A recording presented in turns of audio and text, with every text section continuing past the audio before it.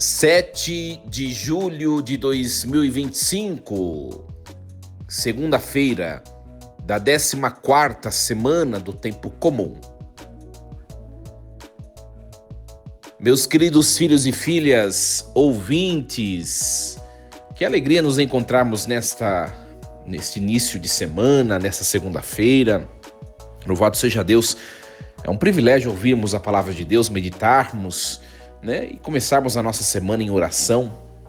Nada de melhor, não é, minha gente? Louvado seja Deus. Os acolho com a paz de Jesus, sintam-se bem acolhidos. Obrigado pela sua presença, obrigado por estar partilhando do seu tempo junto comigo para crescermos na intimidade de Deus, de Jesus, nosso Senhor. Iniciemos em nome do Pai e do Filho e do Espírito Santo. Amém.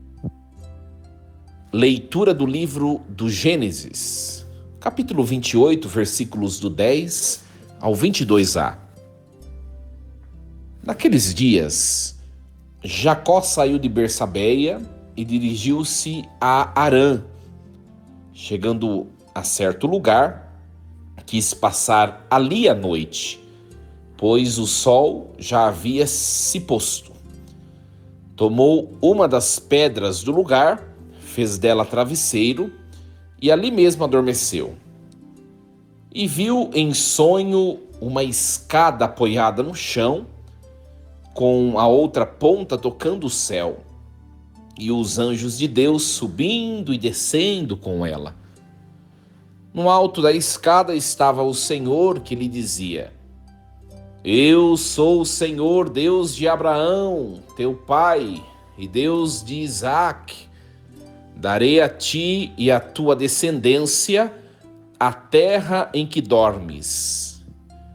A tua descendência será como o pó da terra, e te expandirás para o ocidente e para o oriente, para o norte e para o sul. Em ti e em tua descendência serão abençoadas todas as nações da terra. Estou contigo e te guardarei onde quer que vás, e te reconduzirei a essa terra. Nunca te abandonarei até cumprir o que te prometi. Ao despertar, Jacó disse: Sem dúvida o Senhor está neste lugar e eu não sabia. Cheio de pavor, disse: Como é terrível este lugar! Isto aqui só pode ser a casa de Deus e a porta do céu. Jacó levantou-se bem cedo, tomou a pedra de que tinha feito travesseiro e colocou-a de pé para servir de coluna sagrada, derramando óleo sobre ela. E deu ao lugar o nome de Betel. Antes, porém, a cidade chamava-se Luza.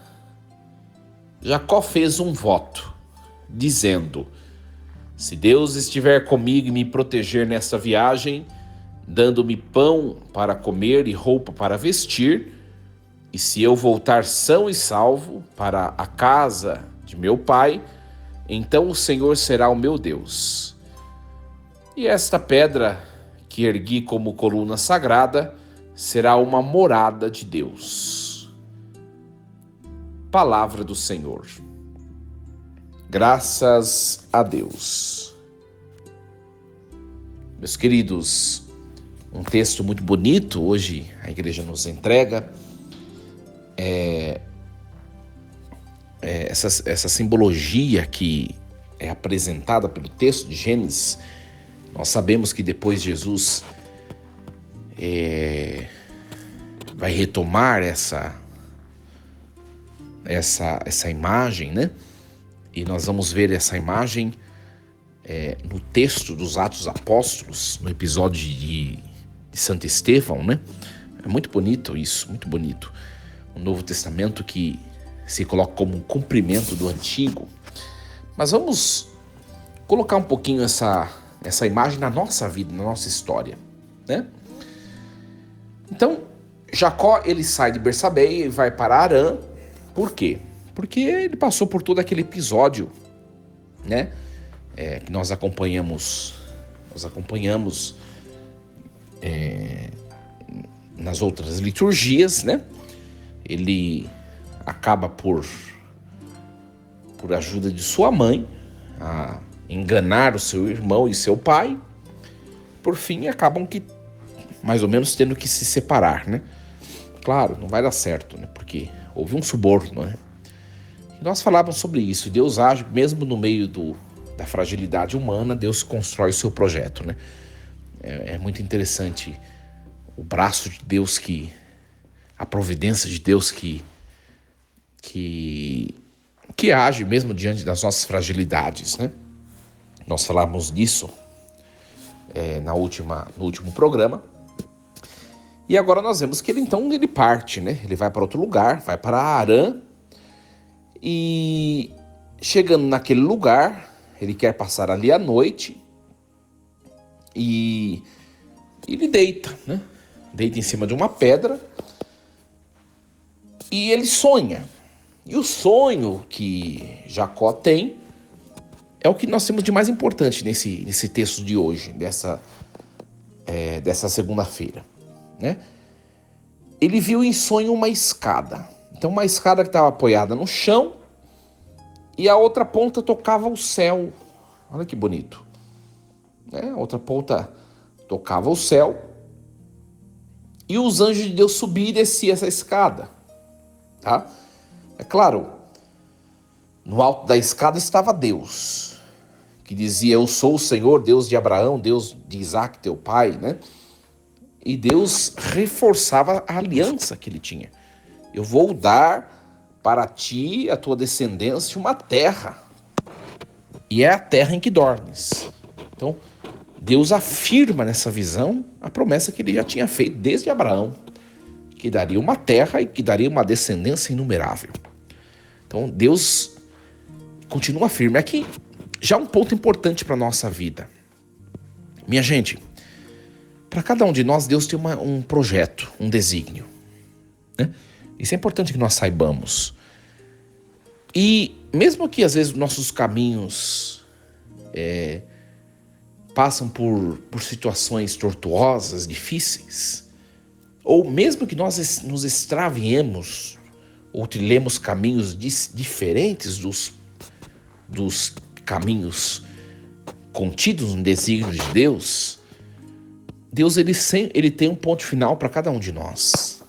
Ele tem um ponto final, né? E a sua promessa, ela é eterna. Deus ele vai fazer de tudo para cumprir a sua promessa na nossa vida. Isso a gente tem que ter consciência, né? Tem que ter consciência. É muito interessante essa imagem, essa visão que Jacó tem, né? Exatamente o que vai garantir que nos passos da nossa vida nós não estaremos sozinhos nunca, né? Olha só, claro que depois nos Atos dos Apóstolos, esse texto que nós ouvimos hoje de Gênesis, ele vai se cumprir em Jesus Cristo, né? E nós vamos compreender melhor. Mas essa escada onde anjo sobe e desce, da terra ao céu, do céu à terra, e Deus está lá no céu, na ponta, e nós estamos aqui na terra. Essa escada é Jesus Cristo, nosso único mediador. Depois no Novo Testamento vai se explicar isso, né? Olha, e aí a gente precisa entender um pouco isso. Essa visão de Jacó, que é uma prefiguração, a escada que é uma prefiguração de Cristo. Nós precisamos entender bem isso. Porque às vezes nós somos acusados de algumas coisas e a gente não sabe responder, né? Por exemplo, a gente pede a intercessão dos santos. A Nossa Senhora, Mãe de Jesus, a Virgem Maria, São Miguel, São José, Santa Rita de Cássia, Santa Luzia, enfim, né? A coroa de santos que estão na glória de Deus. E quando a gente fala isso, os nossos irmãos separados, né? Ele sempre fala, nosso único intercessor é Jesus Cristo, e não esses santos, né? A gente precisa saber responder. E essa leitura fala disso. E é verdade, nosso único intercessor da terra ao céu é Jesus Cristo. Ninguém tem acesso ao céu, ou seja, à divindade, a Deus, ao Pai, se não for por Jesus. Tudo bem até aqui, minha gente? Todo mundo entendeu? Isso é importante entender, né? Jesus é essa escada que une a terra ao céu, é o único intercessor, o único caminho, a única verdade, a única vida. Tudo bem até aqui? Mas, padre, e a questão dos santos? Minha gente, os santos, para nós, presta bem atenção para você entender, você que é católico, são irmãos na fé que nos precederam. São irmãos da nossa igreja que vieram antes de nós e que, por suas escolhas, eles testemunharam que foram fiéis a Jesus Cristo. Então todos os santos, eles dão testemunho de fidelidade a Jesus.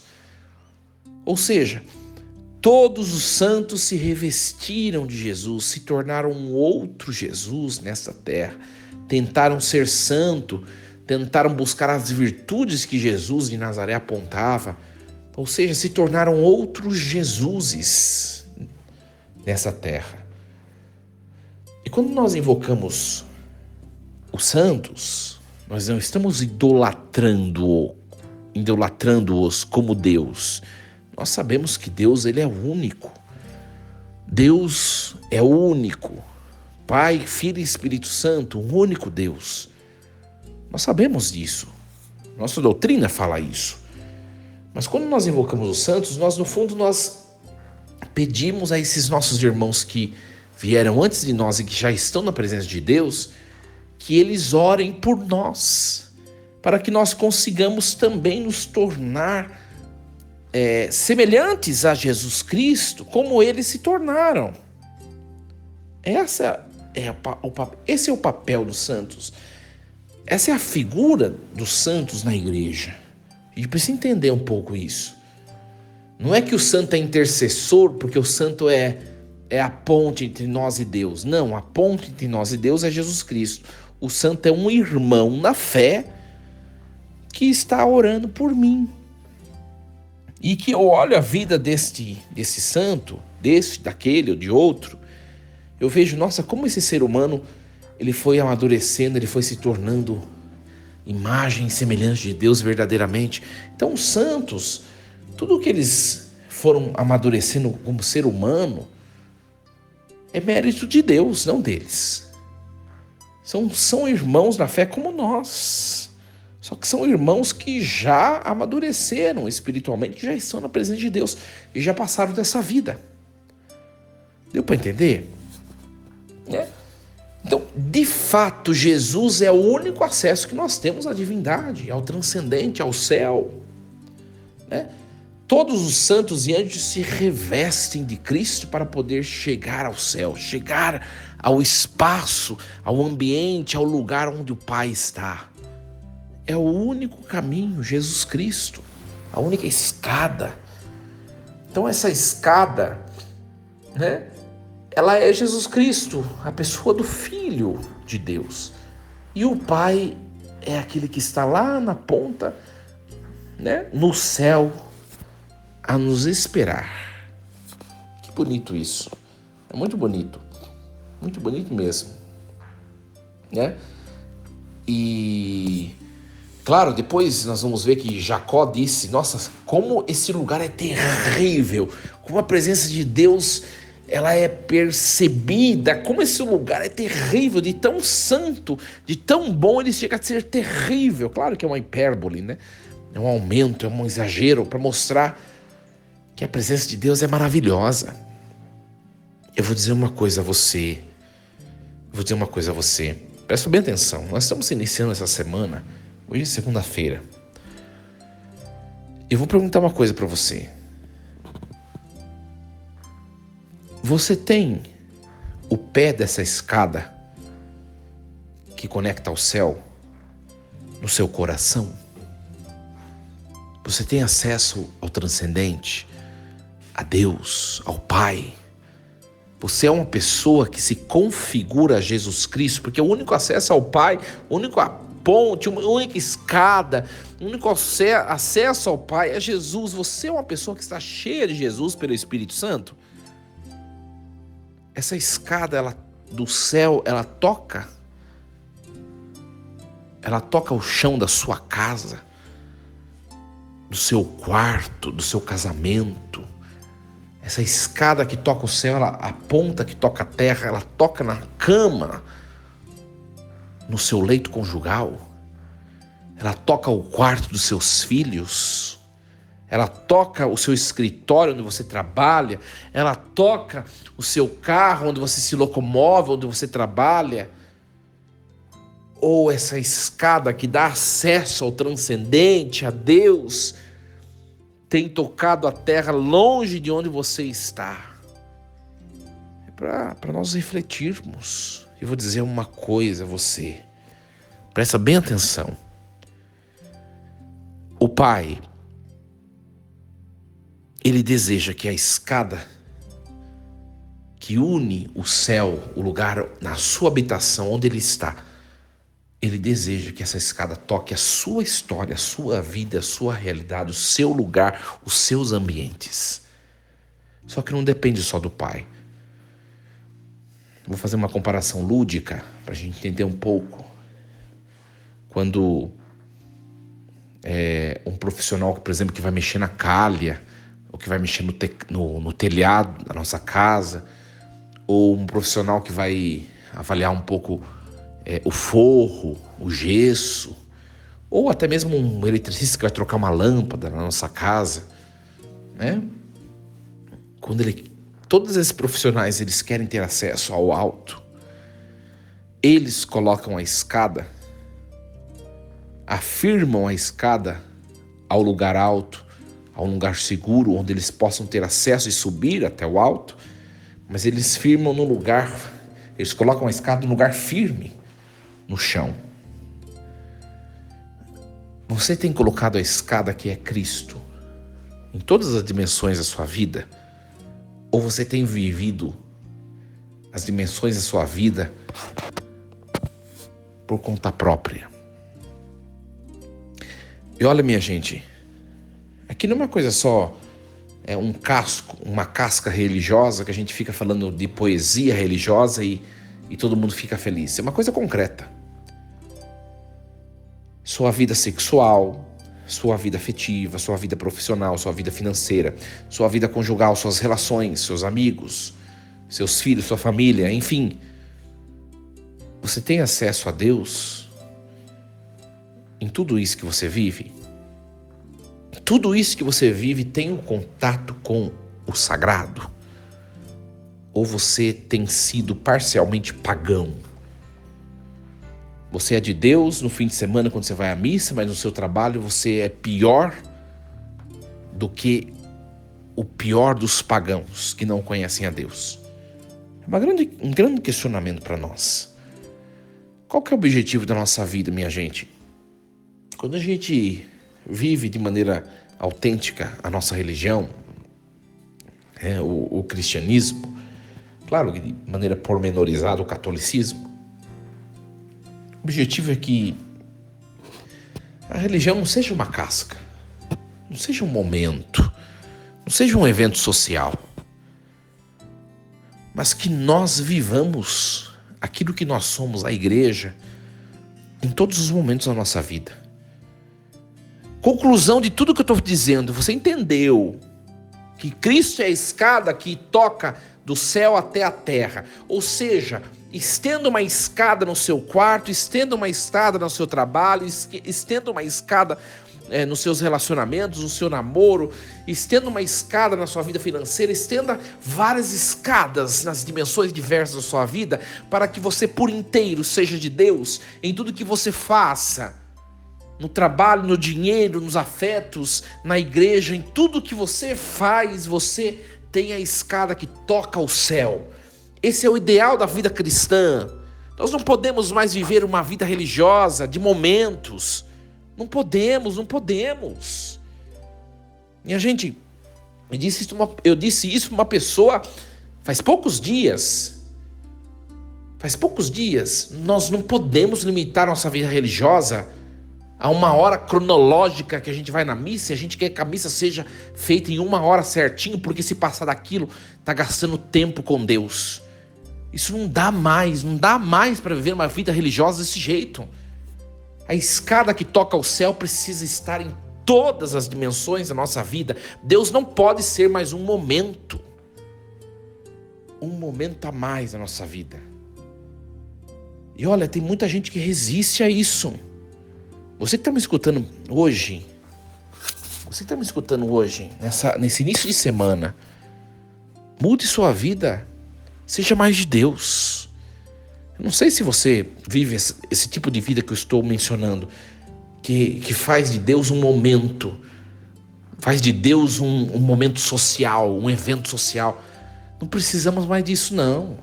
Né? As pessoas esses dias se escandalizaram, porque saiu o censo do IBGE, né? Ficou bastante divulgado o censo do IBGE e diminuiu o catolicismo, né? Na igreja, no Brasil. Diminuiu o catolicismo, aumentou o protestantismo. Na verdade, não diminuiu o catolicismo, minha gente. As igrejas estão cada vez mais cheias. Sabe o que aconteceu? É que antes muita gente que professava a fé não estava nem aí com a igreja. E agora nós estamos num mundo que as pessoas estão percebendo. Não vale mais a pena eu ficar professando a fé numa coisa que eu não faço. Então as pessoas pararam de professar a fé. Então não mudou nada na igreja, vou dizer para vocês. Esse censo não apitou nada na igreja.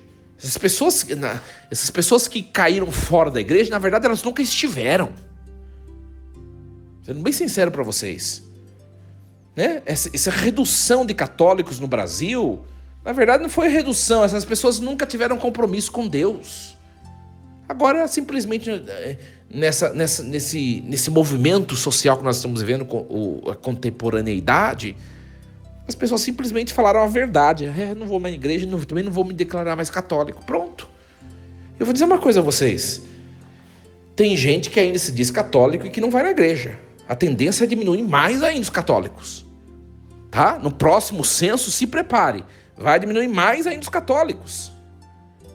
Desculpe se eu estou escandalizando vocês. Se preparem. Mas na verdade não é que está diminuindo os católicos.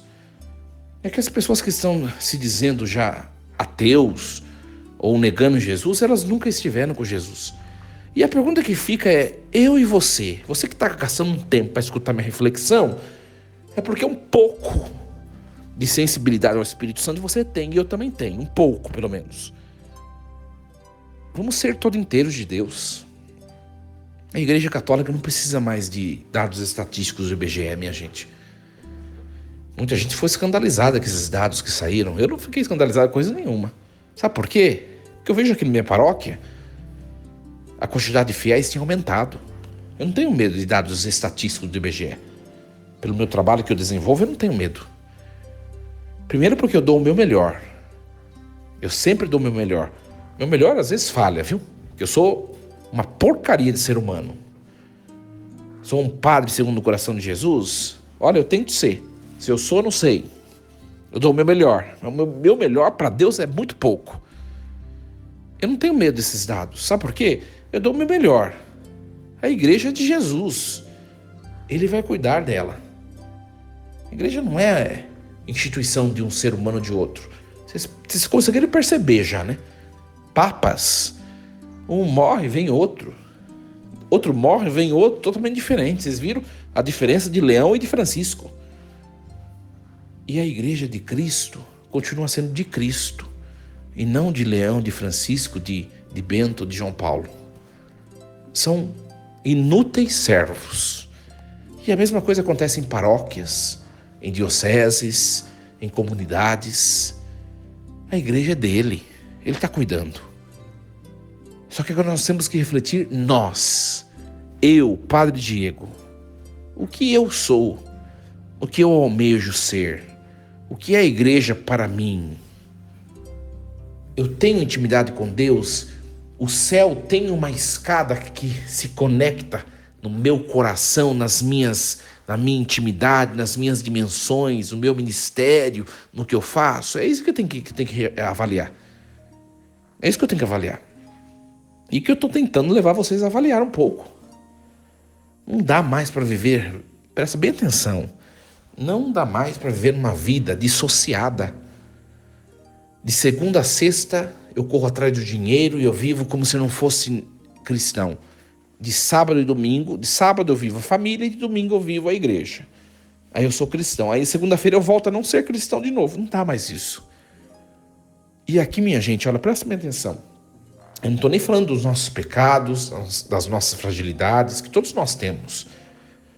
Estou falando da disponibilidade em ser igreja, em ser de Deus. Pecados nós teremos sempre. E a gente vai melhorando, a gente vai amadurecendo como ser humano. Deus vai nos ajudando. Pecados nós vamos amadurecendo, mas nós os teremos até o caixão. Mas agora, eu sou fiel a Deus, eu tenho dado uma resposta positiva. É para mim e para você refletir. Para nós refletirmos um pouco sobre isso.